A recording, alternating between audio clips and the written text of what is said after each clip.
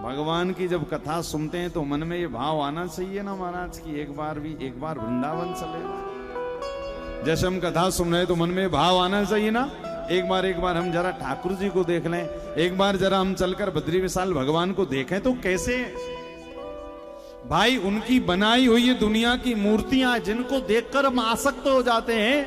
विचार करो जिसने इनको बनाया होगा वो कितना सुंदर हो। इसी कारण गोपियों ने कहा गोविंद तब कथामृतम तप्त जीवनम कविभिरीडितं कल्मषापहम् श्रवणमंगलम श्रीमदाततं भुवि गृह्णन्ति ते भूरिदा जना। ये गोपियां गोपी गीत में कह रही हैं, क्या कह रही हैं?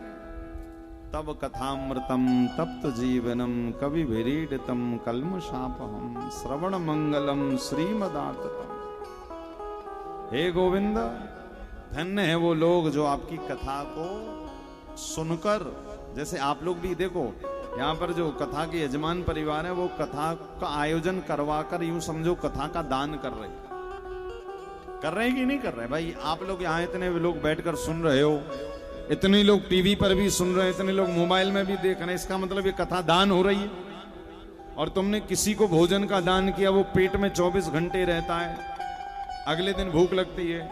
किसी को पानी पिलाया, बैसाख में आपने देखा जगह जगह प्याऊ लगाए जाते हैं, पानी पिलाया तो ऐसा तो नहीं इसको अगले घंटे फिर प्यास लगाएगी। किंतु यदि आपने किसी को कथा का दान कर दिया तो वो उसके जीवन में 1 दिन 2 दिन 5 दिन नहीं, अपितु वो जब तक जिंदा रहेगा तब तक वो कथा उसके जीवन में रहेगी और उसी कथा के कारण उसका कल्याण भी हो जाएगा, है कि नहीं? भाई कथा यहाँ पर हो रही है ये बसमत के प्रांगण में, तो आज से 10 साल बाद भी आपको याद रहेगा ना, भैया हमने 10 साल पहले बसमत में कथा सुनी थी, या इसके पहले भी कोई कथा आपके बसमत में हुई होगी। तो आपको यदि जो सत्संगी रहते उन्हें तो डेट तक पता रहती कि इस डेट पर हुई थी और ये महाराज आए थे और इन्होंने सुनाई थी और उन्होंने ऐसा सुनाया था। और उसके पहले आते जाते कुछ बात, उसके अलावा कुछ याद नहीं रहता कि आपको 2 साल पहले किसी ने यदि अपशब्द कहा होगा, झगड़ा किया होगा, लड़ाई की होगी, वो शायद याद नहीं होगा। या आपको किसी ने 6 महीने पहले रसगुल्ला खिलाया होगा, वो भी याद नहीं होगा। पानी पिलाया होगा, वो याद नहीं होगा। किंतु 10 साल पहले यदि आपने कथा सुनी तो वो याद होगी। इसका मतलब क्या है?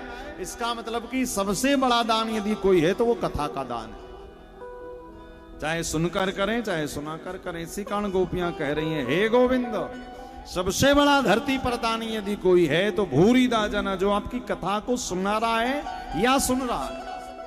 जैसे हम और आप यहां बैठकर इस कथा का आनंद ले रहे हैं, तो भगवान की कथा का ये पहला श्लोक जहां पर व्यास जी ने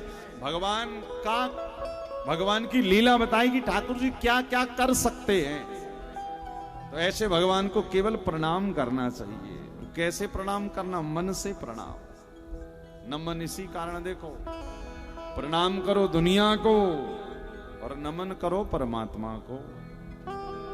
जब दुनिया वालों से करते हो, आप फोन में बात करते हो उनके सामने तक तो कहते ना, हाँ भैया प्रणाम, हाँ गुरुजी प्रणाम, चरण स्पर्श बोलते हो कि नहीं बोलते? उनसे नहीं कहते हाँ गुरुजी नमन, बोलते हो? नमन तो केवल परमात्मा को किया जाता है।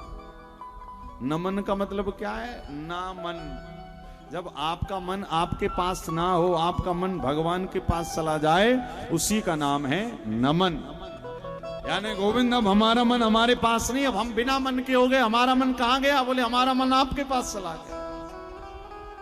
दुनिया वालों को कभी नमन मत कर लेना महाराज, वरना मन उनके पास चला जाएगा।